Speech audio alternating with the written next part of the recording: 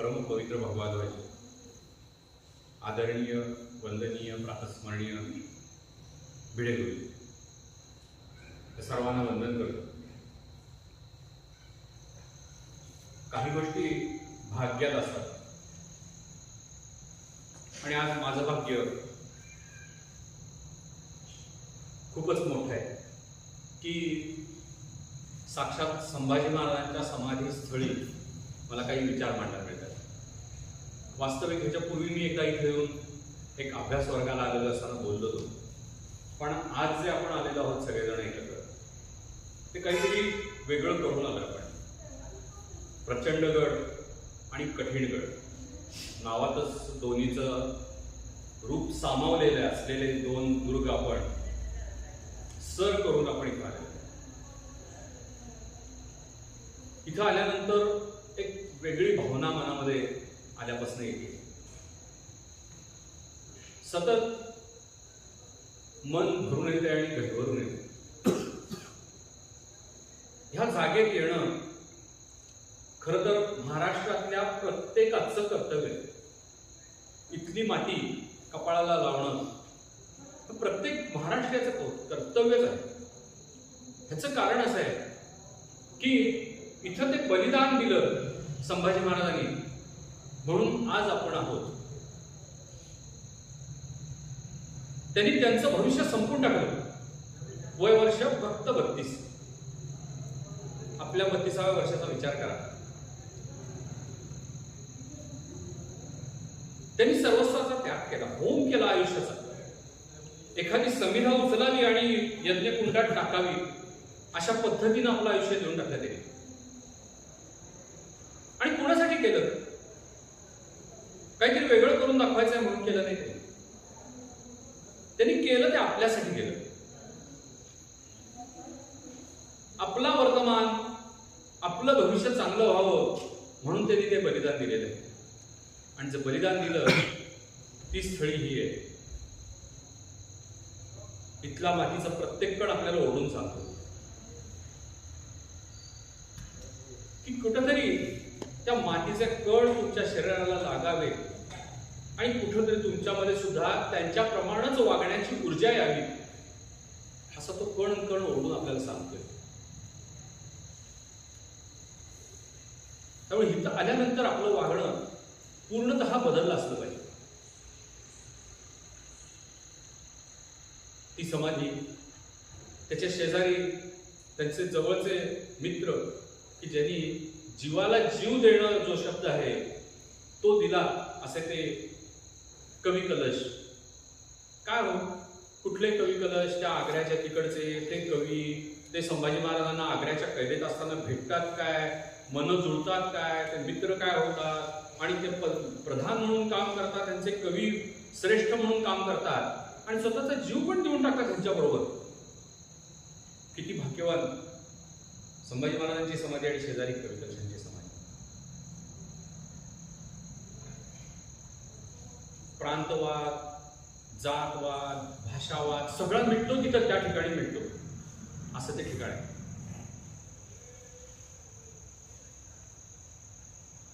आपण इथं आलोय आणि गंमत करायसाठी अजिबात आलेलं नाही. आपण एक सहल म्हणून आलेलं नाही. मी मगाशी म्हटलं तसं प्रत्येक महाराष्ट्रीयाचं कर्तव्य आहे की इथं त्यांनी आलंच पाहिजे. इथं आल्यानंतर त्यांचं स्मरण केलंच पाहिजे. शिवाजी महाराजांचं स्मरण केलंच पाहिजे. नतमस्तक व्हायला पाहिजे, अंग झुकून द्यायला पाहिजे. शिवाजी महाराजांच्या काळातले काही कवी आहेत, अगदी तत्कालीन त्यांच्या काळामधले कवी आहेत. सुरुवात करूया तुकाराम महाराज आहेत. तुकाराम महाराज पायकीचे अभंग लिहितात. पायकीचे अभंग म्हणजे काय? विठ्ठलाच्या दारात आपण उभे आहोत. पायकीचे अभंग म्हणजे पाईक कसा असावा ह्याच्याबद्दलचे अभंग आहेत. खूप कमी अभंग आहेत, पण शिवाजी महाराजांच्या पर्यंत ते पोचतात. कसा पाईक असावा त्याचं ते वर्णन करतात. गाथा उघडून करीत ते पायकीचे अभंग वाचा. प्रत्येक अभंग वाचल्यानंतर आपल्याला त्याच्यात साक्षात शिवछत्रपती दिसायला लागतात. ते जे सगळे गुण आहेत शिवाजी महाराजांचे आमचे तेच प्रत्येक पायकाच्या अंगात कसे असले पाहिजे त्याचं ते वर्णन करतात. समकालीन दुसरे कवी आहेत समर्थ रामदास आहेत. दासबोध लिहिताना मूर्खांची लक्षणं लिहिली आहेत त्यांनी. जगातले मूर्ख कसे असतात, पढत मूर्ख कसे असतात, मूर्खांची लक्षणं तुम्हाला सांगतो. त्यांनी 74 लक्षणं लिहिली आहेत. मुद्दाम ती वाचा. वाचल्यानंतर मी स्वतः वाचल्यानंतर माझ्या असं लक्षात आलं की 74 पैकी जवळपास 60-62 मला लागू होतात, मी मूर्ख आहे. आणि आपल्यालाही ते जाणवेल. पण ज्यावेळेला दासबोध लिहितात त्यावेळेला त्याच्यामध्ये उत्तम पुरुष लक्षण म्हणून लिहिलेलं आहे त्यांनी. आणि त्या उत्तम पुरुष लक्षणातले सगळी लक्षणं शिवाजी महाराजांना लागू. म्हणजे त्यांच्या डोळ्यासमोर दुसरं कोणी नाहीच आहे ते शिवाजी महाराज आहे. आपल्याला माहित असलेले कवी भूषण आहे, इथले ते कवी कलश आहेत. आणि कवी भूषण आहे ते शिवकालीन आहे, तेही कवी आहेत. भूषणाने तर तिकडून उत्तर प्रदेशातल्या त्रिविक्रमपूर गावातून येऊन महाराष्ट्रात येऊन रायगडावरती येऊन शिवाजी महाराजांच्यावरती काव्य केलेले आहे. का हो उर्मी झाली त्यांना? महाराजांच्या वरतीच काव्य करण्याची उर्मी झाली. जवळपास 359 छंद त्यांनी महाराजांच्या वरती लिहिलेले आहेत. प्रत्येक छंद आहे त्याच्यात महाराजांचं कौतुक त्यांनी गायलेलं आहे. समकालीन कवी म्हणाल तर दुसरे कवींद्र परमानंद गोविंद नेवासकर. आपण रायगडला जातो, जाताना पोलादपूर नावाचं गाव लागतं. त्या पोलादपूरच्या स्टँडवरती उतरला की खालच्या बाजूला थोडंसं उतरून गेलं की परमानंद गोविंद नेवासकरांची समाधी आहे कवींद्राची. आणि हे कवींद्र हे शिवाजी महाराजांच्या बरोबर अगदी सुरुवातीच्या युद्धापासून प्रत्येक वेळेला त्यांच्या बरोबर असलेली व्यक्ती आहे. म्हणजे अगदी प्रत्येक युद्ध त्यांनी बघितलेलं आहे, महाराजांना बघितलंय. आग्र्याच्या तुरुंगात असताना सुद्धा ते महाराजांच्या बरोबर आहेत असे ते कवी आहेत. संस्कृत काव्य त्यांनी त्यांच्यावरती केलेले आहे. हे सगळे कवी महाराजांचं कौतुक करतात. त्यातले वेगळे समर्थ रामदास आहेत. ते काव्य करत असताना एक काव्य करतात आणि ते काव्य पत्र रूपानं संभाजी महाराजांना पाठवतात. आदर्श वस्तू पाठ म्हणजे काय ते काव्य आहे. मी मगाशी म्हटलं तसं पाईक कसा असावा तुकाराम मला सांगतात. तुकाराम त्यांच्या पण नावामध्ये राम येतोय आणि रामदास त्यांच्यामध्ये नावामध्ये सुद्धा राम येतोय. त्याच पद्धतीनं संभाजी महाराजांना हिंदवी स्वराज्याच्या दुसऱ्या छत्रपतींना समर्थ रामदास एक पत्रक लिहितात. काळ धामधुमीचा आहे. शत्रू चहूबाजूनी दबून बसलेला आहे. कधी एकदा घाला घालता येतो या महाराष्ट्रावरती त्याची वाट बघतोय. आणि त्याच वेळेला हे पत्र संभाजी महाराजांना समर्थ पाठवत आहेत. आणि त्या पत्रातल्याच ओळी आपण वेळोवेळी म्हणत असतो. आपण म्हणतो नेहमी कार्यक्रमाची सुरुवात करतो त्यावेळेला आपण म्हणतो धर्मासाठी झुंजावे, झुंजोनी अवघ्यासी मारावे, मारिता मारिता घ्यावे राज्य आपले, देशद्रोही जितुके तुटे मारोनी घालावे परिते, देवदास पावती प्रत्यय धरती संशय नाही, देव मस्तकी धरावा अवघा हलकल्लोळ करावा, मुलूक बळवावा की बुडवावा धर्म संस्थापनेसाठी. समर्थांच्या पत्रामधल्या या ओळी आहेत. संभाजी महाराजांनी लिहिलेल्या पत्रातल्या ओळी आहेत. प्रत्येक वाक्यामध्ये खूप मोठा गर्भित अर्थ आहे. आणि त्याच पद्धतीने आपण ध्येय मंत्र म्हणतो. तो ध्येय मंत्र आपण म्हणतो नुसताच हात जोडतो आणि आपण म्हणतो शिवरायांचे 8वावे योग, शिवरायांचा 8वावा प्रताप, शिवरायांचा 8वावा साक्षेप भूमंडळी म्हणतो आपण सगळ्यांना. त्याच्यात कधी खोलात शिरून आपण पाहिले का त्याचा आपण आज विचार करणार आहे. शिवरायांचे 8वावे योग पहिली ओळ आहे. गुरु पाठवायचं हे चित्र समोर येतं. ते कपाळातून निघालेलं नाक, गळ्यामध्ये कवड्याची माळ आहे, मंदिर बंद आहे, खूप दागिने आहेत अंगावरती. ते बघितल्यानंतर लक्षात येतं की महाराज इतके दागिने घालत पण नसावे. कारण ह्या मंत्राच्या शेवटी समर्थ शिवाजी महाराजांचा उल्लेख करताना श्रीमंत योगी म्हणतात. योगी पुरुष आहेत ते. असल्या गोष्टींचं त्यांना काही आवड असेल असं वाटत नाही. छत्रपती आहेत, महाराज आहेत, म्हणून काही घालत असेल एखादा दागिना, पण इतके दागिने चित्रात दाखवणाऱ्याला त्या चित्रकाराला वाटलं असेल ते रूप मिशी पिळलेली आहे, दाढी आहे, कोरलेली दाढी दाखवली आहे त्याच्यामध्ये. आपण थोडेसे अडकून बसतो त्या ह्याच्यातच.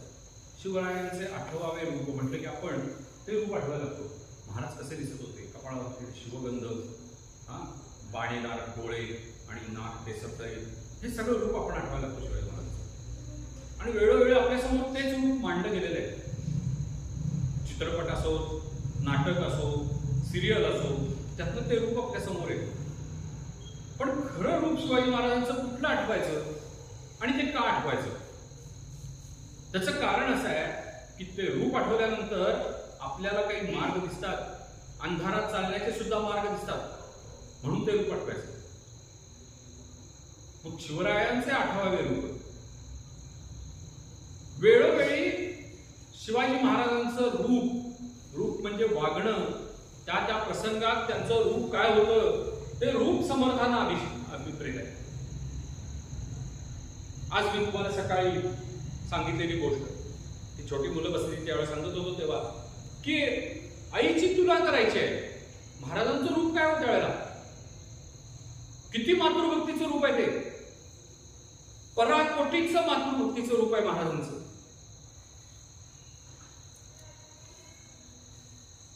औरंगजेबाच्या दरबारात गेलेले शंभूराजे 9 वर्षाचे बोटाला आहेत.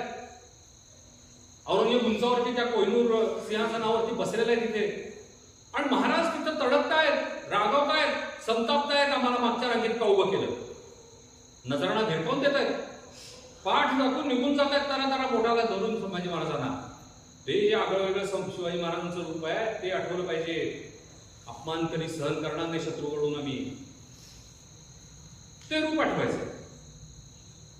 सूर्याजी काकडे गेले साल्यांच्या युद्धात, ते गेल्यानंतर शिवाजी महाराज त्यांच्या घरी गेलेले आहेत, सांत्वनाला गेले. त्यावेळेला शिवाजी महाराजांना बाहेर शेणानं सारवलेल्या जमिनीवरती बसवले त्यांच्या आईने, आणि महाराज तिथे बसून जेवले, 2 घास खाल्लेत त्यांच्यात. त्यावेळेला महाराजांना अपमान वाटला नाही. कुठं अपमान वाटायचा ते त्यांनी ठरवलेलं होतं. औरंगजेबाच्या दरबारातला अपमान सहन केलं नाही, पण तिथं जमिनीवरती बसून गेलो. ते रूप आठवायचं. ज्या वेळेला बाजी प्रमुख खस्त झाले, फुलाजी प्रमुख खस्त झाले, 2 भाऊ, सख्खे भाऊ हिंदवी स्वराज्यासाठी ज्या वेळेला खस्त झालेले आहेत, त्यावेळेला महाराज सुटले, विशाळगडावरून पलीकडे कोकणात गेले, आणि नंतर लगेच आईला भेटायला किंवा आपल्या पत्नीला भेटायला, मुलांना भेटायला ते पळत सुटले नाही. ते गेले त्या आंबोड्याच्या जवळ कारीला, तिकडे बाजीप्रभूंच्या घरी गेले, त्यांच्या आईला भेटायला गेले. आणि तिथं म्हणतात काय की तुमची 2 मुलं गेली पण हा मुलगा अजूनही आहे. हे महाराजांचं रूप आठवायचं. प्रत्येक प्रसंगामध्ये महाराजांचं रूप वेगळं आहे. अहो, ते इंग्रज आहेत ना, त्यांनी वर्णन करून ठेवलंय महाराजांचं की महाराज त्यांच्या दरबारात आम्ही गेलो की काय करतात, महाराज बसलेले असतात आणि ते बघतात, लांब उभं करतात आम्हाला. आम्ही आमच्या मागण्या घेऊन जातो की आम्हाला परवानगी द्या व्यापाराला, आमचं मीठ इकडून येऊ दे, आमची लाकडं इकडून येऊ दे कर्नाटकातनं. महाराज सगळं ऐकून घेतात आणि मंद स्मित चेहऱ्यावरती आणतात आणि विषयांतरच करून टाकतात. हसत खेळत काहीतरी वेगळाच विषय काढतात आणि मूळ विषयाला बदल देऊन आमची बोळवण करतात. हे इंग्रजांनी लिहून ठेवलेलं वाक्य. ही चतुराई आहे. महाराजांनी ओळखलेलं होतं, हे इंग्रज आज आमच्या पुढे वागतात, मुजरा करतायत, उद्या हेच वरती गादीवरती बसणार आणि आम्हाला मुजरा करायला लावणार आहे. आज आपण ती अवस्था बघतोय. आपण किती अधीन झालं. परवाच आमचे गुरुजी आलेले आणि राजव्यवहार कोश शिवाजी महाराजांनी मुद्दाम तयार करून घेतलेला रघुनाथपंत हनुमंतेच्याकडून. आपल्या भाषेमध्ये परके शब्द किती हो. अहो, या देवळामध्ये आपण आहोत, मंदिरात आहोत. इथं या मंदिरामध्ये आपण समई लावतो, उदबत्ती लावतो. हे शब्द सगळे परकीय आहेत, फारसी शब्द आहेत, अरबी शब्द आहेत. असे शेकडो हजारो शब्द आपल्या भाषेमध्ये घुसलेले होते. महाराजांना ते आवडलं नाही. महाराजांनी बदल करून घेतला आणि मुद्दाम आपले शब्द, आपल्या भाषेतले संस्कृत आणि मराठी शब्द येतील त्याची काळजी घेऊन तो राजव्यवहार कोश केला. तेव्हा महाराजांनी वेळीच ओळखलेलं होतं की हे आक्रमण करते, त्यांचा हेतू निराळा आहे. त्यामुळे महाराज असे वागत होते कारण त्यांनी भगवान श्रीकृष्ण वाचलेले होते. भगवान श्रीकृष्ण असेच चतुर होते. ते रूप आठवायचं महाराजांचं. असे अनेक शेकडो प्रसंग सांगता येतील महाराजांच्या विषयीचे, त्यांच्या रूपाचे. हे रूप न आठवता चेहऱ्या मोहऱ्याचं म्हणजे वर्णन केलेलं आहे इंग्रजांनी सुद्धा महाराजांच्या रूपाचं. महाराज कसे होते दिसायला. आपल्याकडे काय झालंय की आपली जी कागदपत्र होती या सगळ्या वर्णनाची ती संपली. रायगड इंग्रजांनी 1818 साली जाळला. 10 दिवस गड जळत होता. त्यावेळेला कागदपत्र जळून गेली. कुठेतरी काही पत्र असतील, काही उल्लेख असतील, काही लिखाण करून ठेवलं असेल, काही पत्रिका असतील महाराजांच्या होत्या, महाराजांच्या सगळं जळून गेलं. पण इंग्रजांची सवय होती की दर दिवशी काय घडेल ते डायरीमध्ये लिहून ठेवायचं आणि नुसतं लिहून ठेवायचं नाही तर ते तिकडे इंग्लंडला पाठवायचं. ते जहाजाने तिकडे जायचे गठ्ठ्याच्या गठ्ठे. इथल्या वर्णनाचे त्यांनी लिहून ठेवलेल्या अनेक गोष्टी आहेत. आणि त्यामुळं त्यांनी लिहिलेलं काही वर्णन आहे महाराजांचं की यांची उंची, महाराजांची उंची आहे ती फक्त 5 फूट 4 इंच आहे. हात मात्र महाराजांचे लांब आहेत, अगदी गुडघ्याच्या खालपर्यंत आहेत. हे योगी पुरुषाचं लक्षण असतं. तुम्ही बघता कुठलाही योगी पुरुष बघा, आपण जे आता सगळे महाराज लोक म्हणतो आपण, त्या महाराजांचे हात सुद्धा अजानुबाहू असतात, हात लांबपर्यंत असतात त्यांचे. आणि त्याचा फायदा महाराजांना होत होता असं त्यांनी लिहून ठेवलंय की घोड्यावरती ज्या वेळेला बसायचे त्यावेळेला त्यांचे पाय आखूड असले की घोड्यावरती त्यांची मांड चांगली असायची आणि हातामधली तलवार लांबपर्यंत जायची. किती बारकावे इंग्रज लक्षात ठेवत होते त्याचा विचार करा. त्यांच्या नजरेचं वर्णन करून ठेवलेलं आहे, त्यांच्या रूपाचं वर्णन करून ठेवलेलं आहे.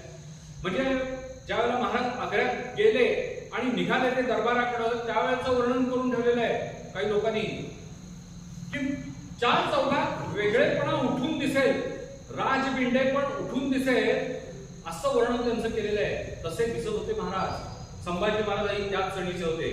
संभाजी महाराज गोरेपान होते. शिवाजी महाराज त्यांच्या आयुष्यात 16व्या वर्षापासून 52 वर्षापर्यंत त्यांच्या वयाच्या अखंड दौडले, झगडले, उन्हामध्ये वावरले म्हणून ते काळवंडलेले होते असं वर्णन आहे. मूळचे ते गोरेच होते आणि शहाजी महाराज सुद्धा गोरे होते. आता हे रूप आपल्याला अभिप्रेतच नाही आहे. मी इतका वेळ सांगतोय ते रूप आपल्याला अभिप्रेत आहे. त्या रूपाचा आपण विचार केला पाहिजे. शिवरायांचे 8वावे रूप. शिवरायांचा 8वावा प्रताप. तो प्रताप म्हणजे काय?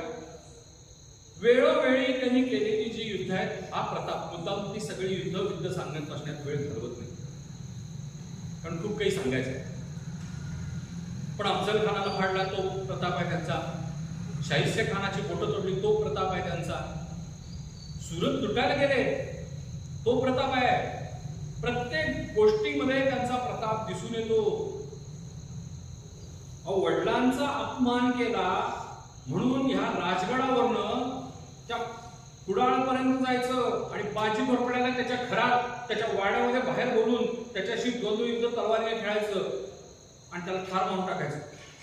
हा प्रताप आहे शिवाजी महाराजांचा. तो प्रताप आठवला पाहिजे. पण होतं काय की त्या प्रतापामध्येच आपण गुंतून पडतो कारण ते रंजित असतं. छान वाटतं ऐकायला. युद्धस्थ कथा रम्या. युद्धाच्या कथा ऐकायला भारी वाटतात.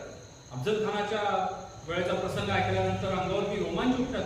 मग शिवाजी महाराज तेवढेच अडकून बसतात. बाकीचे त्यांचे गुण आपल्याला दिसतच नाही. पण आठवला पाहिजे. समर्थ सांगतात शिवरायांचा 8वावा प्रताप. कारण तो प्रताप आठवला तर त्यातनं एक गोष्ट निश्चित होते. कुठली निश्चित होते की कोणताही अवघड प्रसंग असला तरी सुद्धा स्वतःचं पाऊल पहिल्यांदा टाकायचं आहे. विचार करा. महाराज प्रतापगडावरती आहेत. त्यांच्या सवंगडी भोवती आहेत. विसांशी मुरंबक नावाचा एक त्यांचा सवंगडी आहे. त्याचं वर्णन आहे की तो अफजल खानासारखाच ताड माडूनचा आहे. त्याची ताकद सुद्धा तेवढीच आहे. रोज महाराज त्याला भेटतात, मिठी मारतात.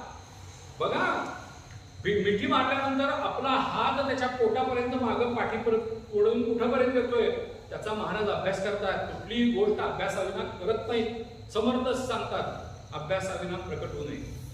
अभ्यास करतात रोज. या सगळ्या लोकांना गोळा करून त्या युद्धाच्या सगळ्या योजना तिथे आखतायत.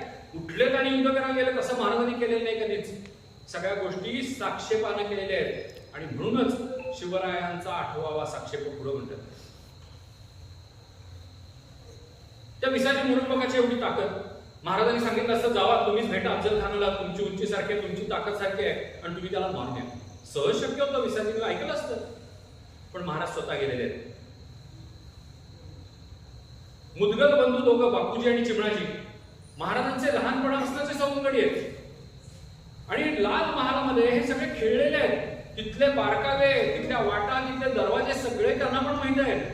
पण महाराज शाहिस्ते खानाचा पाडाव करायचा आहे त्यावेळेला त्यांना पाठवत नाहीत, स्वतः जातात, स्वतःच पाऊल घालतात. तो प्रताप महाराजांचा आहे. नेता कसा असावा त्याचं ते उदाहरण आहे. त्यानंच पाऊल पहिलं पुढे टाकलं पाहिजे, म्हणजे मग मागच्या सगळ्या समाजाला आदर्श मिळतो. आमचे गुरुजी, अहो मोहिमेत आपण चालतो, गुरुजी बिना पादत्राण, पायात चप्पल नाही, अंगावरच्या फक्त धोतराविषयी त्या रात्री झोपतात. पण तसेच त्या थंडीमध्ये आपण गारठलेलो असतो, आपल्याला आदर्श पाठ घालून देतात. त्यावेळेला ते नेता कसा असावा ते दाखवून देतात आपल्याला. ते तसं वागायला लागल्यानंतर आपल्याला कुठेतरी उर्मी होते की आपणही थोडंसं तसं वागलं पाहिजे. प्रत्येक प्रसंगामध्ये तेही दाखवून देतात. तसंच शिवाजी महाराजांनी त्यांच्या आयुष्यात ते केलं. तर आम्ही मार्ग चालू जिजाऊ सुताचे, शिवाजी महाराजांच्या मार्गावरून चालायचं आहे, तर मात्र आपण त्यांच्यासारखं काही ना काहीतरी वागलं पाहिजे आपल्या आयुष्यात, एवढं लक्षात ठेवा. म्हणून तो जो प्रताप आठवायचा आहे त्यावेळेला आपण आपल्या पण अंगी ह्या गोष्टी बाळगायला पाहिजे. शिवरायांचा आठवावा प्रताप. मगाशी म्हणतात तसं हे सगळं कुणाला सांगतात समर्थ? संभाजी महाराज, की तुमच्या वडिलांना आठवा, ते कसे वागले ते आठवा, त्यांचं रूप आठवा. त्यांना सांगतायत त्यावेळेस लिहिलेलं पत्र आहे, पण ते आजही लागू होतंय आपल्याला. ते आपल्यासाठीच पत्र आहे जणू काही, असा अर्थ घेऊन ते ध्येय मंत्र आपण म्हटलं पाहिजे. शिवरायांचा आठवावा साक्षी कोण बोलणे. शिवरायांचे कैसे बोलणे. बोलणं हो, मोठा भारदस्त आवाज आहे, खडा आवाज आहे, नाजूक आवाज आहे, बारीक आवाज आहे, हे बोलणं नव्हे. महाराज वेळोवेळी काय बोलले आहेत ती वाक्य आठवायला पाहिजे. एक स्वतंत्र व्याख्यान त्याच्यावरती होईल महाराजांची वाक्य घेतली तर. प्रत्येक प्रसंगात महाराज जे काही बोललेले आहेत ते मुद्दाम अभ्यासण्यासारखे आहे. एक उदाहरण दाखल सांगतो. राजगडावरती राजाराम महाराज जन्माला आले. आता राजा राम ह्याच्यात सुद्धा रामाला बघा परत. शिवाजी महाराज प्रभू रामचंद्रांचे भक्त आहेत आणि देवाचेच भक्त असल्यामुळं त्यांनी एका मुलाचं नाव शंकरावरनं शंभू ठेवलेलं आहे, दुसऱ्याचं नाव रामावरून ठेवलेलं आहे राम. मुलींची नावं सगळी अक्काबाई वगैरे होती, पण मुलांची नावं ठेवताना त्यांनी ही ठेवलीच जाणीव. संभाजी राजे, शंभू राजे, शिवाजी राजे, तसं हे राम राजे आहेत. राजा राम नंतर राम राजा, राजा राम असं झालेलं आहे. नंतर मूळ नाव फक्त रामच आहे त्यांचं. राजाराम महाराज जन्माला आले, त्या सुईणी आणि सगळ्या गाया आल्या पळत आणि महाराजांना सांगितलं. महाराज चेहरा काढलेला होता आणि म्हणाल्या की बाळ जन्माला आलं पण पालथं निपजलंय. आपल्यात बघा, पालथं बाळ जन्माला आलं की अपशकुन समजलं जातं. महाराज अपशकुन कधीच समजतच नव्हते. प्रत्येक गोष्ट सकारात्मक घेत होते. किती सकारात्मकता. पालथं जन्माला आलंय, ठीक आहे, पालथं जन्माला आलंय ते येऊ दे, उद्या हे दिल्लीची पाचशाही पालथी घाले, असं महाराज सांगतात.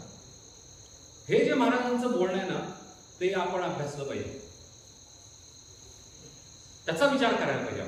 शिवरायांचे कैसे बोलणे. मी मगाशी सांगितलं तसं दीपाऊबाईंना भेटायला गेले आणि महाराज बोलतात काय, 2 मुलं गेले तुमची, पण एक मुलगा अजून आहे. त्याच्यावरती दीपाऊबाई काय करताय, त्या काय करतात सांगतो. बाजी प्रभूंची 5 मुलं आहेत, ती समोर आणतात. माझी 2 मुलं गेली तरी चालतील, नातवंड घ्या तुमच्या हिंदवी स्वराज्याच्या कामात. काय असेल ऐकी पण विचार करा. आणि महाराजही त्यांना घेतात आपल्या सैन्यामध्ये. औरंगजेबाच्या दरबारात महाराज ओरडतात, एक वेळ आम्ही मौत पत्करू, खरं अपमान सहन करणार नाही.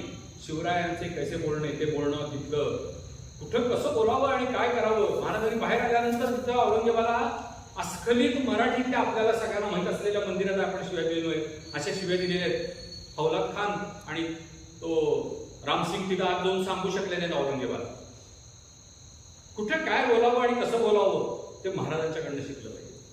कृष्णनीती प्रत्येक रक्ताच्या थेंबामध्ये महाराजांच्या मध्ये आत आहे. भगवान श्रीकृष्ण जर वाचले तर काही तुमच्या लक्षात येईल की तेही अशाच पद्धतीने बोलणं करायचं. शिवरायांचे कैसे बोलणे, शिवरायांचे कैसे चालणे. चालणे म्हणजे नुसतं चालणं नाही. आयटी चालताय, भारदस्तपणे चालतायत, अमुक तमुक ते वर्णन राहिलं बाजूलाच. समर्थांना अभिप्रेत आहे त्यांची चाल कशी आहे. एखादं युद्ध जिंकताना त्यांनी जी कुठली चाल खेळली ती अभ्यासली पाहिजे. अहो अफजल खानाला फाडायचं आहे, एक महिनाभर जवळपास इथे बैठकी होत आहेत. मगाशी म्हटलं तसं योजना ठरतायत. किती योजना महाराजांनी तिथल्या मावळ्याला सांगितलेलं आहे.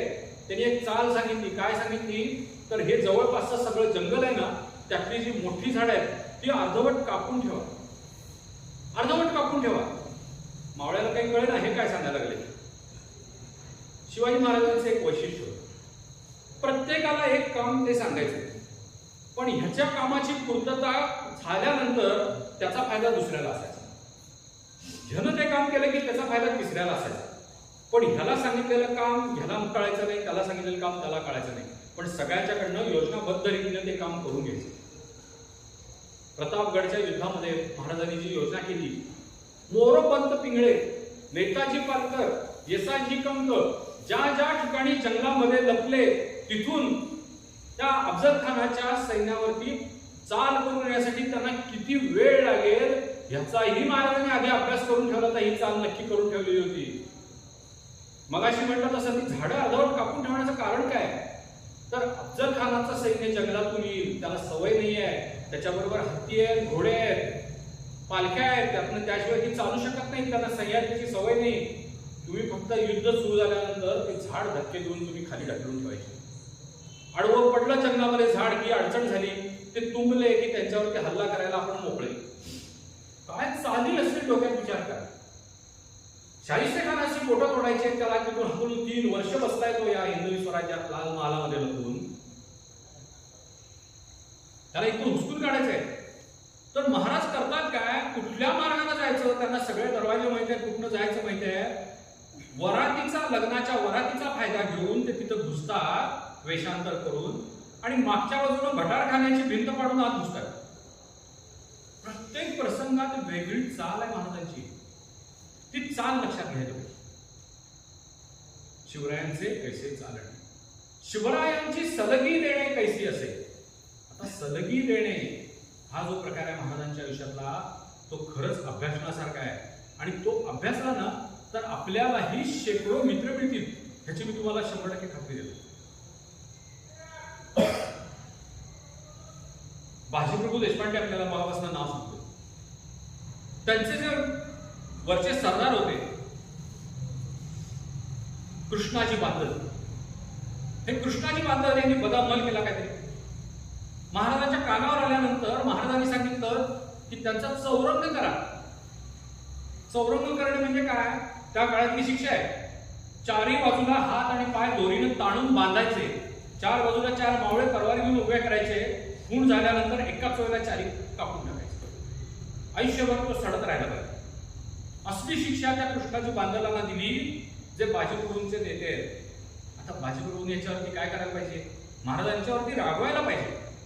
पण महाराज त्यांच्या जवळ गेले आणि त्यांना सांगितलं की आम्ही हा कठोर उपाय काढला, त्याचं कारण हे होतं, पण तुम्ही हिंदवी स्वराज्याच्या कामात या.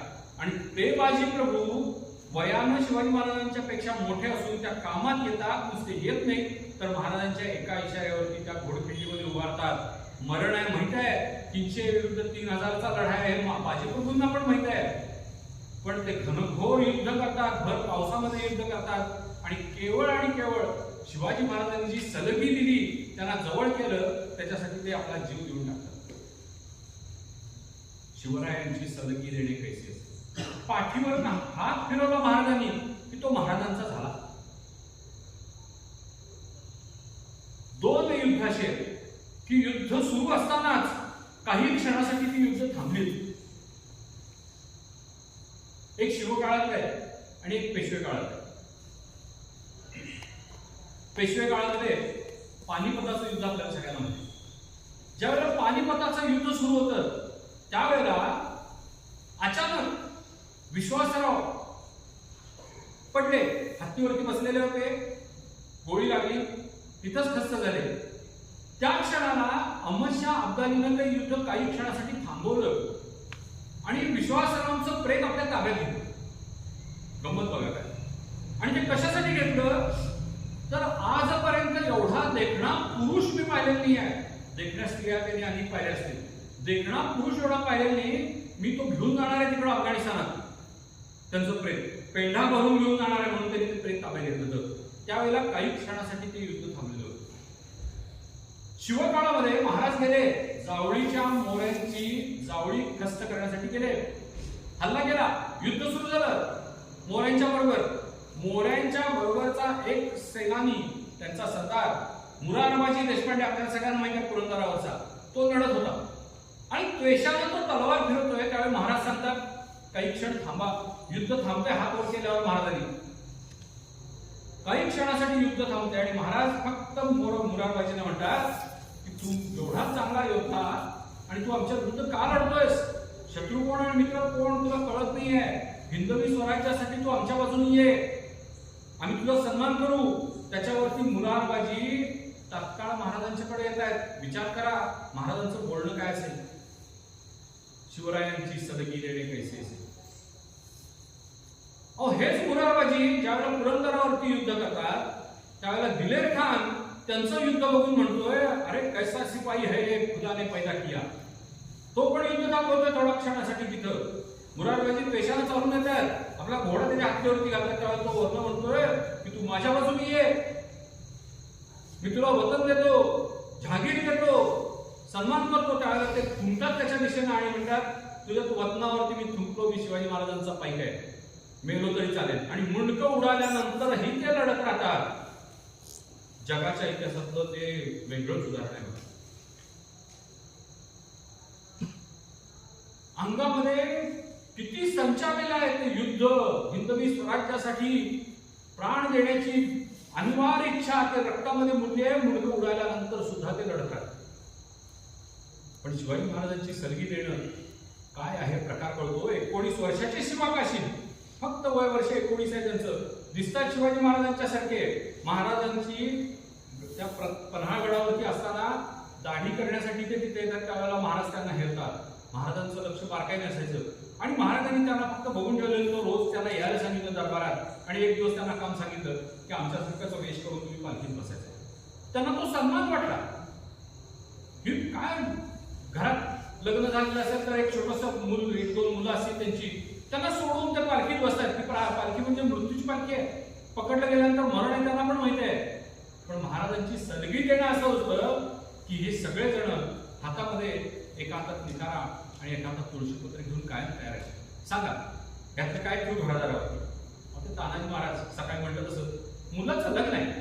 तुमच्या माझ्यावरून विचार करा, घरात कार्य असेल तर आपल्याला कोणीतरी काही काम सांगितलं तर आपण काय करू, नाही म्हणून सांगू आपण, ते कार्य उद्या मग बघू आपण. पण तानाजी महाराज म्हणतात काय की भाऊसाहेबांची आणि तुमची इच्छा आहे ना तर लग्न ठेवतो, पुढे ढकलतो. तुम्ही त्या लग्नाला यायचंच आहे पण त्याच्या आधी कोणाला जिंकून देतो. जातात तिथे जिंकण्यासाठी, जिंकून पण देतात तरी खस्त होतो. त्या घरातलं वातावरण त्यावेळेस काय असेल त्याचा विचार करा आपल्या. मग लक्षात येतं की काय हे मावळे महाराजांनी तयार केले आणि ते कशाच्या जोरावर केले तर ह्या सलगी देण्यावर केले. अशी सलगी द्यायला आपण शिकलं पाहिजे एकमेकाशी. आज आपण बघतो बांधावरनं भांडण, घरातली भांडणं, भावाभावांची भांडणं, पैशावरनं भांडण, इस्टेटीवरनं भांडण, कशावरनं भांडण नाही. हिंदू हिंदू असून सुद्धा आपण भांडतो आणि एकमेकाचे पाय खेचायला बघतो. त्या कोळ्याच्या टोपलीमधलं सगळेजण उदाहरण देतात की खेकडे पकडल्यानंतर एक खेकडा सुटण्यासाठी वर आल्यानंतर दुसरा त्याचा पाय धरून खाली खेचतो. आपल्या आयुष्यभर आपण तेच वागत असतो. आपल्यापेक्षा कुणी मोठा होऊन आपल्याला वाटत असतं. आपण एकमेकाला सलगी दिली पाहिजे, जवळ केलं पाहिजे, एकमेकाची दुःख सुख जाणली पाहिजे. मग आपल्याला शिवाजी महाराज कळले आपल्या आयुष्यामध्ये. शिवरायांची सलगी देणे कैसे. सकल सुखांचा केला त्याग. समर्थ रामदास लिहितायत तुमचे वडील कसे होते, त्यांनी सकल सुखांचा त्याग केला होता. होय, वर्णन आहे शिवाजी महाराजांचं. शिवाजी महाराज एक भुक्त होते, एक वेळ जेवत होते. शिवाजी महाराज गाडीवरती झोपलेले जमिनीवरती अंथरून टाकून झोपत होते. शिवाजी महाराजांच्या काळातल्या सैन्याचं काही नियम त्यांनी ठेवलेले होते. मोहिमेवर चालल्यानंतर आपल्या स्त्रिया फक्त 8 कोसापर्यंत बरोबर असतील, नंतर त्या माघारी परत जातील.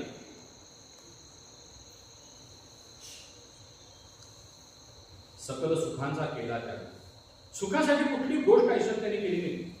विचार करा ना, मग कसं सांगतोय 16 ते 52 केवढी आयुष्य वर्ष, 34-35 वर्षाचं आयुष्य. त्याच्यात एवढी युद्ध, 359 लढाया खेळायच्या, आप्तस्वकीयांच्यावर खेळायच्या, परकीयांच्यावर खेळायच्या. महाराजांनी जी युद्ध खेळली आहेत, मुसलमानांच्या बरोबर खेळलेली युद्ध आहेत ना, त्याच्यात प्रत्येक मुसलमान देशातला एक कोणीतरी सरदार आहे. तो उझबेकी असेल, कोण तुर्की असेल, प्रत्येक जण त्याच्यात, कोणी पठाण असेल, सगळ्यांना महाराजांनी हरवलेलं आहे. आणि अशी सगळी युद्ध केलेली महाराजांनी, त्याच्यासाठी त्यांनी उसंत घेतली असेल का, असे बसले असतील का, असं करून कधी महाराज विचार करतात. असे कधीच बसले नसतील असं मला काय चित्र बघितलं वाटतं. सकल सुखांचा केला त्याग. सुख मिळवायचंच असतं तर एक राजे किंवा एक जहागीरदार म्हणून ते निवांत आयुष्य कंठू शकले असते, पण ते करायचं नव्हतं. कारण परत तिथं ते तो आईचं स्वप्न पूर्ण करायचं आहे म्हणून उभ्या आयुष्यभर त्याच्यासाठी ते झगडत राहिले, झुंजत राहिले. हा सकल सुखांचा त्याग करून टाकला ते. कुणी म्हणेल मग 8 विवाह केले ते त्यांनी.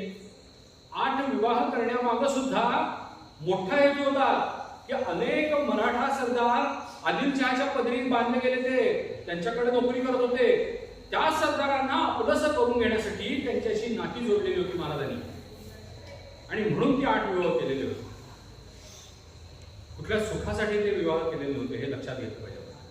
सकल सुखांचा केला त्याग, म्हणून साधी येतो योग. राज साधनाची लगबग कैसी केली. योग म्हणतात ते योग, हा सगळा महाराजांनी जो हिंदवी स्वराज्याचा यज्ञ कुंड मांडलेला होता, तो योग आहे साक्षात, असं समर्थ लिहितात. आणि तो कधी साध्य झाला? सकल सुखांचा केल्यानंतर, त्याग केल्यानंतर. हे एखाद्या योगिक पुरुषालाच शक्य असतं. सकल सुखांचा केला त्याग, म्हणून साधीचे तो योग. राज साधनाची लगबग, साधनांची नाहीये तिथं, साधना, राज साधना. साधना करायला बसलेत महाराज साक्षात या सगळ्या हिंदवी स्वराज्याची. त्याची लगबग महाराजांनी कशी केली, तुमच्या वडिलांनी कशी केली ते बघा, त्याप्रमाणे वागा, असं समर्थ सांगतात. राज्य साधनाची लगबग. पुढे ते काय म्हणतात ते वाक्य लक्षात घ्या. याहुनी करावे विशेष, तरीच म्हणवावे पुरुष, या उपरी आता विशेष काय निघाले. धाडस समर्थांचं हिंदवी स्वराज्याच्या दुसऱ्या छत्रपतींना ते पत्र लिहिताना लिहितात, याहुनी करावे विशेष, तुमच्या वडिलांच्या पेक्षा काहीतरी मोठं करून दाखवा, तरी सुद्धा तुम्हाला पुरुष म्हणून घेण्याची पात्रता आहे.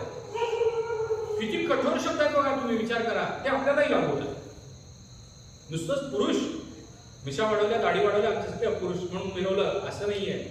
पुरुष म्हणजे काय तर ज्याच्यात पौरुषत्व आहे, असा पौरुषत्व असलेला पुरुष तुम्ही वा वडिलांच्या सारखा, असं ते समर्थ सांगतात. याहुनी करावे विशेष, तुमच्या वडिलांच्या पेक्षा काहीतरी वेगळं करून दाखवा. आणि खरं सांगू, आपण ह्या जागेत उभे आहोत. मगापासून तो उल्लेख केल्यानंतर मी गैरवरतो. याचं कारण ते आहे की त्यांनी ते करून दाखवलं. वडिलांच्या पेक्षा काहीतरी विशेष करून दाखवलं, वेगळं करून दाखवलं आणि महान करून दाखवलं संभाजी महाराजांनी. ते ठिकाण हे आहे. याहुनी करावे विशेष.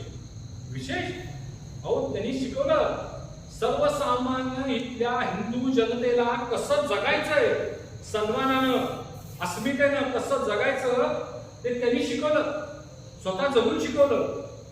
आणि त्यांच्या पुत्रांनी आपल्याला काय शिकवलं तर या देशा देवा धर्मासाठी आपले प्राणाचं बलिदान कसं करायचं ते त्यांनी शिकवलं, मरायचं कसं ते शिकवलं. वडिलांच्या पेक्षा काही वेगळं करून टाकलं, सहज शक्य होतं संभाजी महाराजांना. विचार करा की 32 वर्षाचं आयुष्य, तारुण्य आईन उफाळून आहे शरीरातलं, रग आहे अंगात, धग आहे. औरंगजेब म्हणतोय की तू माझ्या बाजूने ये, मी तुला सरदार करतो आणि एखादी जहागीर देतो.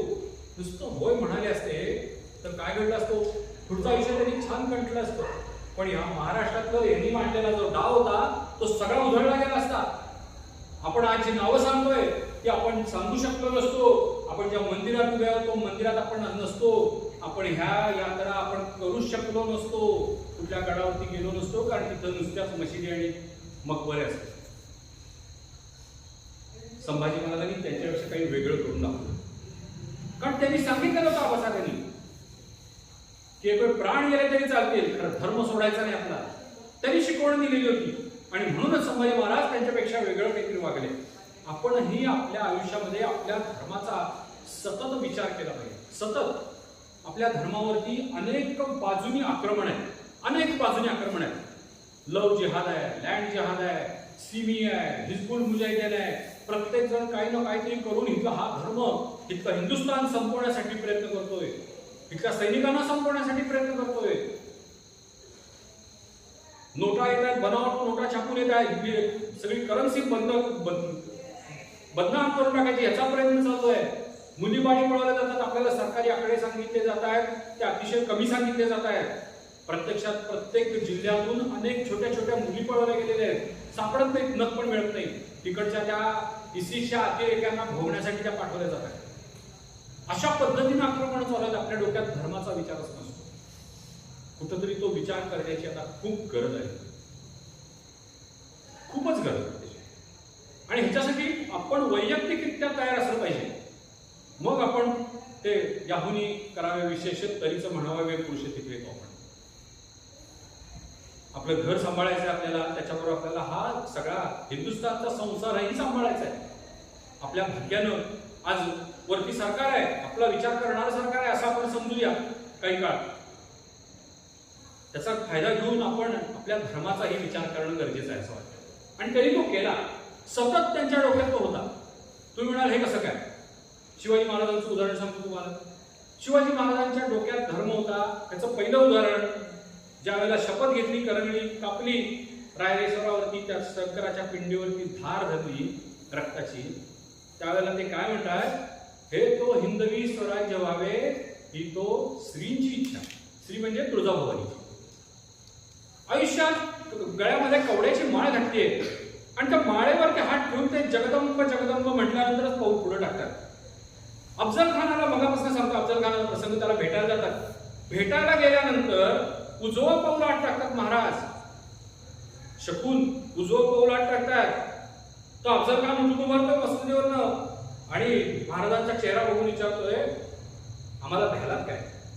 तर महाराज उत्तर काय देतात, भ्यावे तर रघुनाथास, तुम्हाच काय म्हणून. डोक्यात देव आहे, रघुनाथ म्हणजे प्रभू श्रीराम. घाबरायचं असेल तर त्या देवाला घाबरतो आम्ही, तुला काय घाबरायची गरज नाही. वडिलांचे भक्त किती आहेत महाराज? देवभक्त आहेत.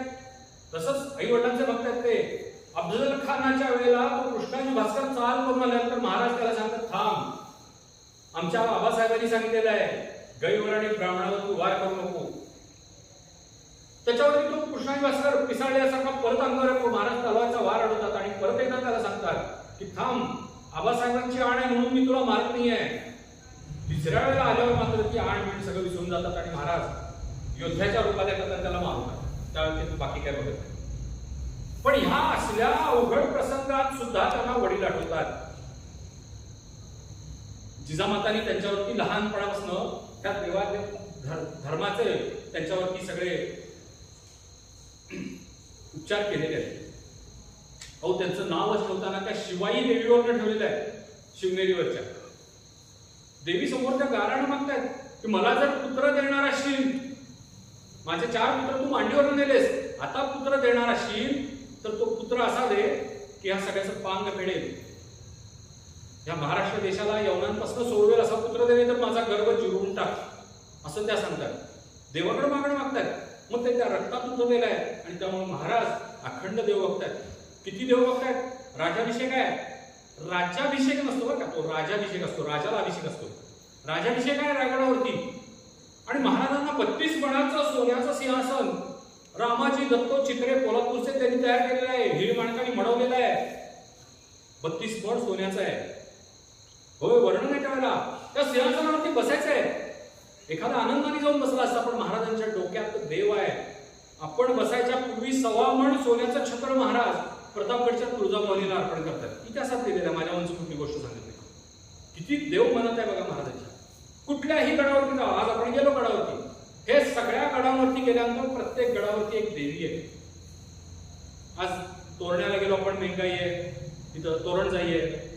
रसाळगडावर गेल्यानंतर वाघजाई आहे, प्रतापगडावर गेल्यावर तुळजाभवानी आहे, रायगडावर गेल्यावर शिरकाई आहे, अजिंक्यताऱ्यावर गेल्यावरती मंगळाई आहे, प्रत्येक गडावर रायगडावर गेल्यावर कोराई देवी आहे. हे देवीची असंख्य रूप आहे. पण देवी ही भारत माताचा आहे असं महाराज समजत होते. वेगवेगळ्या देवी असतील पण ते भारत माताचा आहे असं समजून ते त्यांची पूजा करत होते. ही तो श्रीची इच्छा तुळजाभवानीला सतत जात होते दर्शनाला. आईला जमेना तुळजाभवानीला जायला एवढ्या लांब शत्रूच्या प्रदेशातनं. म्हणून महाराजांनी तिकडून दगड आणून त्यातून मूर्ती घडवून देवीची मूर्ती राजगडावरती स्थापन केलेली आहे. तुळजाभवानीची राजगडावरची पद्मावती देवी आहे ती तुळजाभवानीचं प्रतिरूप आहे. इतके ते देवाचे भक्त आहेत. अहो, गडाचा दरवाजा बांधल्यानंतर वरती गणेशपट्टी असते. गणपतीचं चित्र आहे. महाराज गणपतीची भक्ती करतात.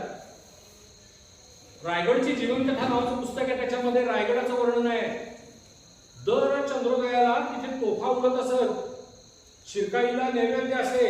हे सगळं महाराज करत होते. तिथी मानत होते.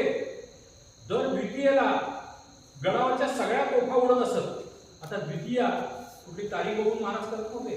त्यावेळेला काही इंग्रजांची तारीख नव्हती. हे नव्हतंच, तारीख नव्हती तिथं. सगळं तिथीप्रमाणे चाललेलं असायचं तेव्हा. दर पौर्णिमेला रायगडावरती विवेक सभा असायची. आता आपण जसे जमलोय तिथं ती गडावरची लोक जमायची.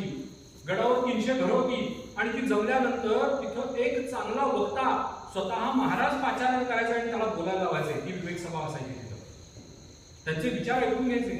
ते पौर्णिमेला व्हायचं. या सगळ्या मागं इथल्या परंपरा, रूढी, ज्योतिषशास्त्र असेल, देवधर्म असेल, ह्याचा सगळ्याचा वरती दसरा साजरा केला जायचा, होळी साजरी केली जायची. हे सगळे आपले देवाशी निगडीत असलेले सण आहेत. ते सगळे केले जात असे. महाराज ते सगळे मानत होते. त्यांच्या मार्गाने चालायचं तर त्या पद्धतीनेच आपण गेलं पाहिजे. याहुनी करावे विशेष तरीच म्हणवावे पुरुष या उपरी आता विशेष काय. शिवरायांसी आठवावे जीवित तृणवत मानावे इहलोकी परलोकी उरावे कीर्ती रूपे. शिवाजी महाराजांना आठवायचं. अहो, आठवायचं म्हणजे काय? सतत आठवलं पाहिजे. सकाळी उठल्यापासून रात्रीपर्यंत तुमच्या डोक्यात ते असले ना की तुम्ही प्रत्येक काम देशासाठी करणार ह्याची मी खात्री देतो तुम्हाला.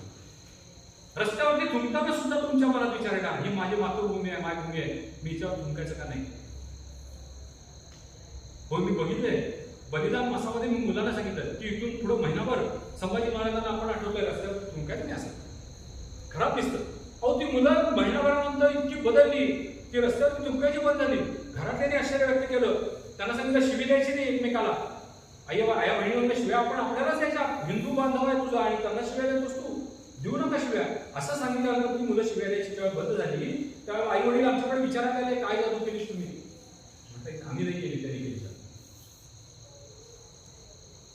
छोटे छोट्या गोष्टी असतात आपल्या आयुष्यातल्या पण त्यांना आपल्या आयुष्यामध्ये खूप फरक पडत असतो. आणि म्हणून शिवरायांशी आठवावे जीवित तृणवत मानावे. गवताचं पातं आज आपण चालत होतो आपल्या पायाखाली कितीतरी ती गवताची पाती तुडवली जातात.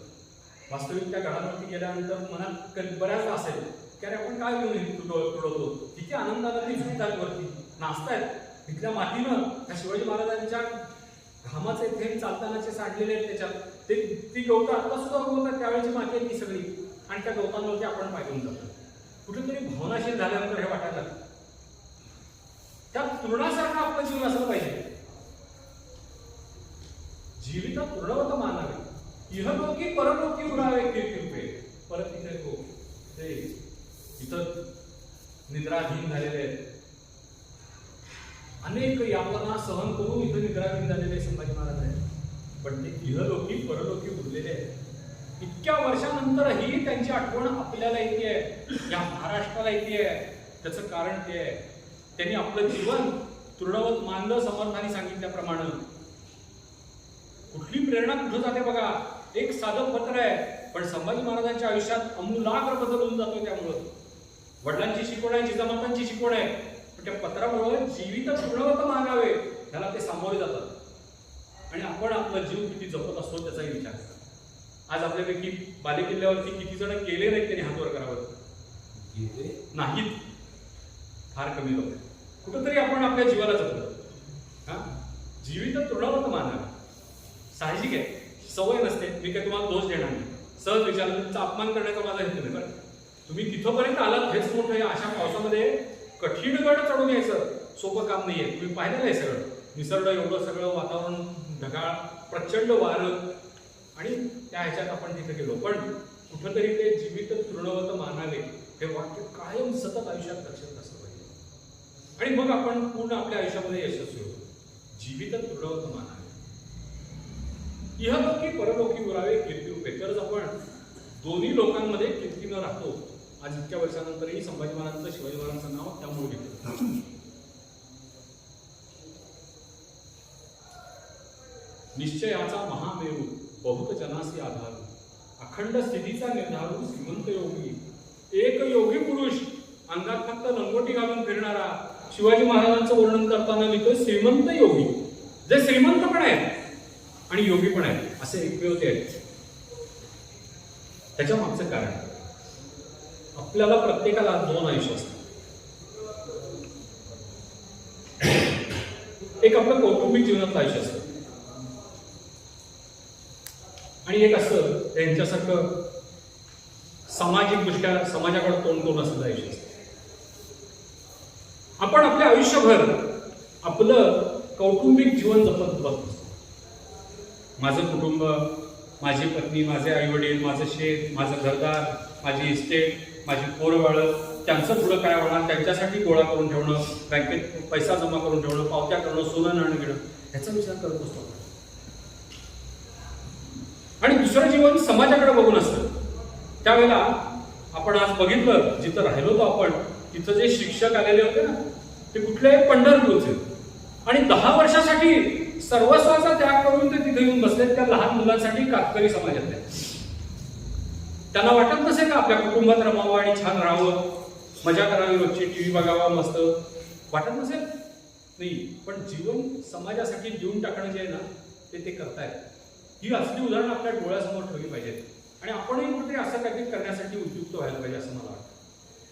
त्यांनी ते केले, त्यांनी पण केलं संभाजी महाराज. मग आपण योगी पुरुष होतो. योगी पुरुष म्हणजे भगव्या कपडे नेसले आणि मग देवाचं नाव घेत बसला, एखाद्या मंदिरात बसला आणि येणाऱ्या लोकांना काहीतरी विभूती काढून दिली आणि काय दिलं, तो योगी पुरुष नसतो. जो संयमी असतो तो योगी पुरुष असतो. संयम हा फार आयुष्यात महत्वाची गोष्ट आहे. आणि शिवाजी महाराज कसं, जिथं संयम सुटतो तिथं सगळं आयुष्य बर्बाद होतो. आणि अशी अनेक उदाहरणं आहेत. संयम जाता का, शिवाजी महाराज संयमी होते म्हणून ते साक्षी म्हणतात त्यांना, त्याचं कारण आहे. आपल्या आयुष्यामध्ये शिवाजी महाराजांच्या शेकडो गुण आहेत. सकाळी म्हटलं तसं शेकडो गुण, त्यातले काही गुण जरी आपल्या आयुष्यात आले ना, तरी सुद्धा आपण 100% यशस्वी होतो. साधे साधे गुण घेऊन आपण बघूया आपण आणि त्याचा विचार करूया आणि पुढच्या आयुष्याची वाटचाल करूया.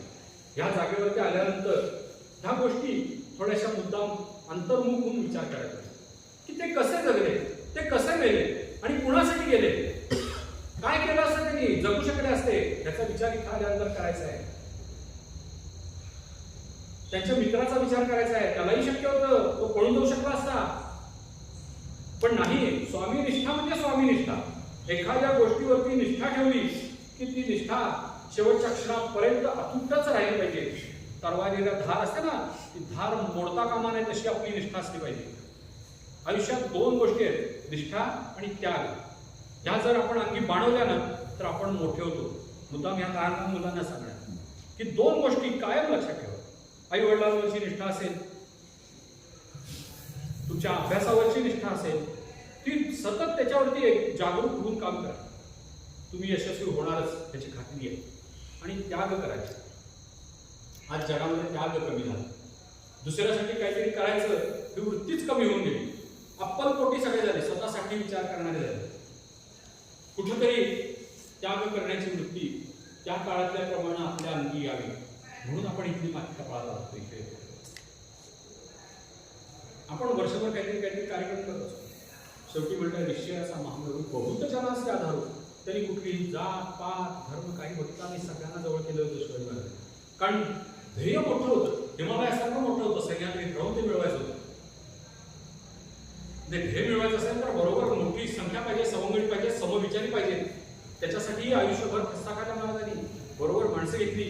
साध्य केलं. रायगडावरती 32 मणाच्या सिंहासनावरती हिंदवी स्वराज्याचं सिंहासन निर्माण करून हिंदू पातशाही निर्माण केली. आईचं स्वप्न पूर्ण केलं. ते तसं सोपं नव्हतं, बहुत जनास लागलं. त्या सगळ्या लोकांना बरोबर घेतलं. मग कुणी अनेक हिंदू धर्माच्या अनेक जातीचे सगळे होते ना, सगळ्या जातींचे नाव घेतलं. अखंड स्थितीचा निर्धार आणि पुढे आपण 4 घोषणा देतो. उद्घोषणा: पुण्यश्लोक छत्रपती श्री शिवाजी महाराज की जय, धर्मवीर छत्रपती श्री संभाजी महाराज की जय, भारत माता की जय आणि हिंदू धर्म की जय म्हणतो. ज्या वेळेला पुण्यश्लोक छत्रपती श्री शिवाजी महाराज की जय म्हणतो त्यावेळी डोळे मिटायचे आणि रायगडावरची समाधी डोळ्यासमोर आणायची. दुसरं काही येता कामा नाही की समाधीच आपल्या डोळ्यासमोर येत नाही. धर्मवीर छत्रपती श्री संभाजी महाराज की जय म्हणताना इथली वडूदुर्गची समाधी आपल्या डोळ्यासमोर राहायला पाहिजे, बाकी काही येता कामा नाही. भारत माता की जय म्हणताना पूर्वी जे आपलं सगळं वैभव होतं भारत मातेचं, अखंड हिंदुस्थानचं मानचित्र, प्रचंड मोठा हिंदुस्थान, नंतर कितीतरी फाळल्या झाल्या आणि आपले लचके तोडले गेले. आपल्याला फक्त पाकिस्तानची फाळणी मिळते आहे, बांगलादेश तिथला अनेक देश आपल्यापासून लांब गेले, श्रीलंका आपल्यात होतं. हे जवळपासची छोटी छोटी बेटं दिसत आहेत, अंदमान निकोबार म्यानमार सगळी आपली आहेत, पण ते सगळ्याच्या फाळण्याहून लांब लांब गेले सगळे. ते अखंड हिंदुस्थानचं मानचित्र भारत माता की जय म्हणता यायला पाहिजे. आणि हिंदू धर्म की जय म्हणताना या सगळ्या परंपरेसाठी, हिंदू परंपरेसाठी ज्यांनी ज्यांनी काम केलंय, आपल्या अगदी आपल्याला शिकवून देणाऱ्या गुरुजनांपर्यंत त्यांचे सगळ्यांचे चेहरे आपल्या समोर येतात. ते आपल्याला शिकवतात, या मार्गावरनं चालायला शिकवतात. आपण जातोय त्या मार्गावरनं, हा मार्ग अगदी खडतर आहे, मुद्दाम सांगतो खडतर आहे, अवघड आहे मार्ग, प्रवाहाच्या विरुद्धचा मार्ग आहे. सहज कुणाला शक्य नाही. हे असं गडकोटांवरती जाणं अमुकमुखे सर्वसामान्यांना शक्य नसतं. कुठंतरी तुमच्या अंगात ती प्रेरणा, कुठंतरी ते रक्त तुमच्या अंगात आहे, म्हणून तुम्ही याला इथं उद्युक्त होताय. मग वर्षभर आपण काही कार्यक्रम करतो, मोहिमेला जातो, अहो त्या प्रवाहाच्या विरुद्धचं काम आहे सगळं. प्रवाहाच्या विरुद्ध बघा तुम्ही, 4 दिवस जायचं, उघड्यावरती झोपायचं, शिळोपाका अन्न खायचं, रात्रंदिवस चालायचं, पहाटे उठायचं, कुठलंही मिळेल ते पाणी प्यायचं, आकाशाचं पांघरून आणि जमिनीचं अंतरण करून झोपायचं. कोणी सांगितलं असं करायला?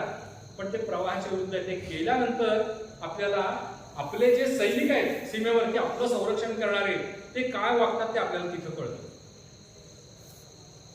बलिदान मास करतो, महिनाभर पळतो, आवडती गोष्ट सोडतो, डोक्यावरचं केस कापून टाकतो, पायातला चप्पल सोडतो, आवडणाऱ्या गोष्टी सोडतो. महिनाभर रोज येऊन त्यांना श्रद्धांजली वाटतो संभाजी महाराजांना. कुठंतरी केलं जात असेल का? पण आपण ते करतो. प्रवाहाच्या विरुद्धचं काम आहे म्हणून आपण ते करतो.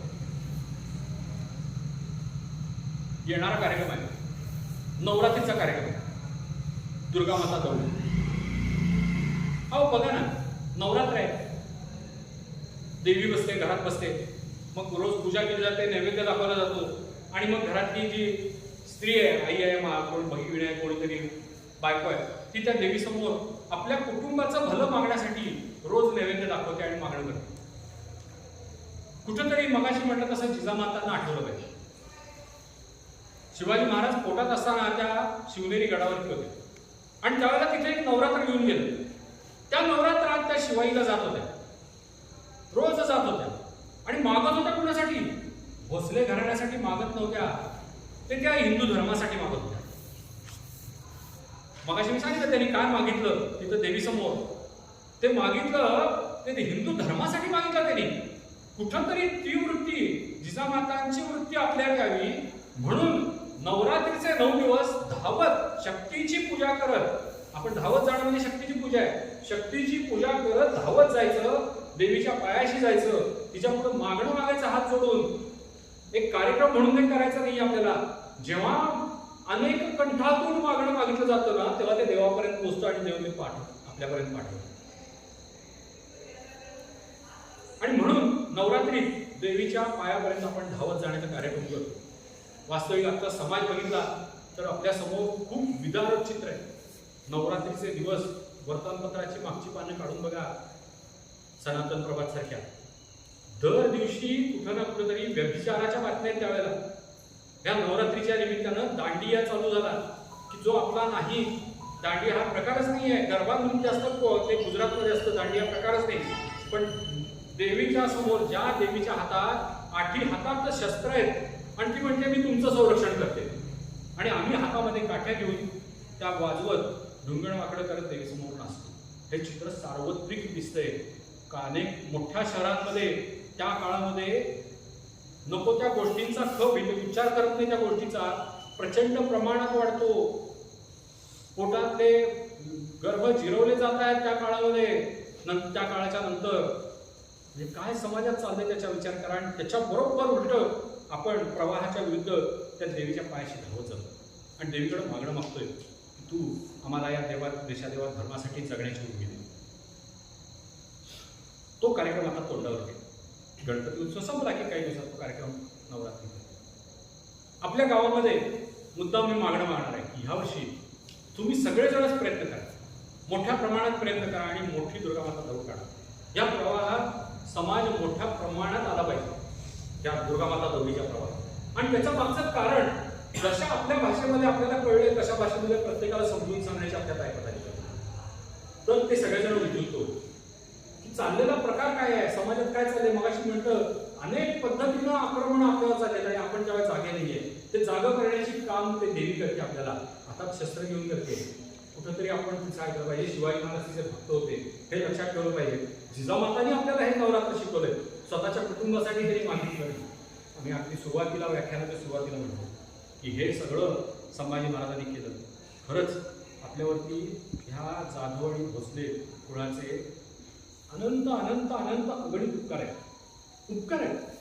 अहो विचार करा ना, शिवाजी महाराज आहेत, संभाजी महाराज आहेत, ठीक आहे, राजाराम महाराज आहेत, ते गेले जिंजीला तिकडं, पण ह्यांच्या ज्या पत्नी आहेत, शिवाजी महाराजांची एक पत्नी आहे, संभाजी महाराजांची पत्नी आहे, ती सुद्धा औरंगजेबाच्या कैदेत पडलेली आहे. वेळ प्रसंगी त्यांनाही धर्म बदलता आला असता, त्यांनीही बदललेलं नाहीये. कुठंतरी तीच पण जाणीव ठेवलं पाहिजे. म्हणजे त्या काळातल्या माता भगिनी सुद्धा किती चालू होत्या त्याचं आपल्या समोर उदाहरण आहे. त्यांनी किती खस्ता खाल्ल्या, किती वर्ष त्या कैदेत आहेत औरंगजेबाच्या. औरंगजेब संभाजी महाराजांची मुलगी तिथल्या त्या सरदारांना घेऊन टाकतो, भवानी महिला, तिचं लग्न करून टाकतो, मुसलमान करून टाकतो तिला.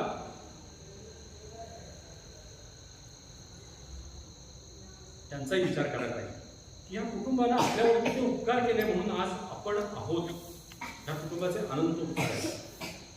शेवटी एकच सांगतो की असे अनेक औरंगजेब येतील, अनेक औरंगजेब येतील, पण आमचा धर्म एवढा घट्ट आहे आणि मनानं बांधलेला आहे, एकमेकाशी त्यांनी बांधून ठेवलेला आहे.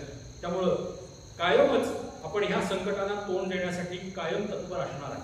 उद्या सीमेवरती हाक मारली तर आपल्यातले अनेक तरुण जाण्यासाठी उद्युक्त असणार आहे, त्याची मला खात्री आहे. पण औरंगजेब येतील, येत राहतील, येऊ देत. पण आम्ही कविभूषणाने सांगितलेला एक शब्द म्हणतो आणि माझ्या व्याख्यानाच्या शेवटाकडे तो भूषण म्हणतो, औरंग जो चढी दखिन आवय तो वो सिधारे ये वे बिनु कप्पल दिनो मोहिम को भार बहादुर छावो गहे तो गए न टप्पल साइस्ता खां से हटी हारी गई से साहब 7 पीढ़ी के भोग पर ये सुबह वय आवे सिवा पर काली को जोगी कलिंदे को खप्पर. अर्थ सांगतो, औरंग जो चढी दक्षिण आवे, हा औरंगजेब 7 लाखाची फौज घेऊन या दक्षिणेत आला ही हिंदू पातशाही मिळवण्यासाठी. औरंग जो चढी दक्षिण आवे तो वो सिधारे ये वे बिनु कप्पर. त्याला फक्त 6 फुटाची जागा त्या खंडावातला खडग्यापुरती मिळाली. ये वय बिनु कप्पर, कप्पर म्हणजे बिन कपड्याचं त्याला जावं लागले इथून परत, नामुष्टी झाली त्याची. ये बिनु कप्पर दिनो मोहिम को भार बहादूर, बहादूर खान हा औरंगजेबाचा दूध भाऊ, त्याला मोहीम दिली. दिनो मोहीम को भार बहादूर छावो गहे तो गैल नको टप्पर. छावा, एखादा छावा आहे छोटासा, तो गैल म्हणजे हत्ती, मोठा गजरा, त्याशी काही युद्ध करू शकणार आहे. तो बहादूर खान छोटासा छावा आहे आणि आमचे शिवाजी महाराज मोठाच्या मोठा हत्ती आहेत, त्यासमोर युद्धच करू शकत नाही. छावो गहे तो गैल नको टप्पर साइस्ता खां से हटी हारी गई से साहब 7 पिढी के भोग पर. 7 पिढ्या ज्यांनी एकदा राज्य केलं या हिंदुस्थानात, असे शाहिस्ता खानासारखे अनेक राजे झाले, ते पण इथून पळून गेले. त्यांना 3 दिवसात शिवाजी महाराजांनी इथून पळून लावलं. शाहिस्ता खां से हटी हरी गई से 7 पिढी के भोग पर यब सुबह वय आवे सिवा पर काली को जोगी कलिंदे को खप्पर. तो भूषण किती अभ्यास करतोय बघा. आता शिवाजी महाराजांच्या वरती एक जण आले चाल करून, मोठे सरदार आहेत कोण तर मिर्झाराजे जयसिंग, हे कालीचे भक्त आहेत. शिवाजी महाराजांना हरवण्यासाठी त्यांनी कालीची उपासना केली ती सहस्त्रचंडी याग केला होता. किती दुर्दैव आहे बघा. जे शिवाजी महाराज तुळजाभवानीचे भक्त आहेत त्यांच्या विरुद्ध ते चंडीचा याग करतात. काली को जोगी कलिंग खप्पर, असे कालीचे जोगी ते. पण आता त्यांच्यावरती शिवाजी महाराजांच्या मुळे काय वेळ येणार आहे तर कलिंग को खप्पर, कलिंगड्याचा फाक घेऊन ते पोखरून काढून त्याच्यात भीक मागण्याची वेळ येणार आहे. आपण जर असेच एकजुटीनं राहिलो आणि हा निष्ठा, हा त्याग, हा समर्पणाची भावना आपण जर आपल्यात कायम वाढवली आणि असेच वाटचाल करत राहिलो, या समाधी स्थळांची दर्शनं घेत राहिलो आपल्या आयुष्यामध्ये आणि इथं येऊन माथा टेकवला, तर आपण ह्या सगळ्या असल्या शत्रूंना कलिंग देखो खप्पर, त्यांनाही कलिंगड्याचे फाक घेऊन भीक मागायला लावणार आहे. आज आपण बघतोय की पाकिस्तान सारखा देश भीक मागण्याची वेळ आली, सर्वस्व संपून बसला. ज्या जोरावरती तो बोलत होता आमच्याकडे एवढी अण्वस्त्र आहेत, भारतानं कशा पद्धतीनं ती सगळी नष्ट करून टाकली तुम्ही पाहिलेलं असेल त्या परवाच्या युद्धामध्ये. आणि मान खाली घालण्याची त्यांना वेळ आलेली. आपण एकजूट झालो तर ही गोष्ट होऊ शकते आणि एकजूट करण्यासाठीच हे आपल्या समोर आदर्श आहेत, ते आपल्या समोर आदर्श आहेत. आपण इथं आलो, इथं आज सगळे एकत्र आलो आणि तुमच्या समोर मला माझे काही विचार मांडण्याची संधी मिळाली. ह्या जागेवरतीच खरं तर संधी मिळाली, हे मोठं माझं भाग्य मगाशी म्हटलं. पण तुम्ही ती शांत चित्तानं ऐकून घेतलं. काही चुकलं असेल तर ते माझं आणि आवडलं असेल तर त्यांचं, असं समजून घ्या. मी माझं बोलणं थांबवतो. जय हिंद, जय भारत.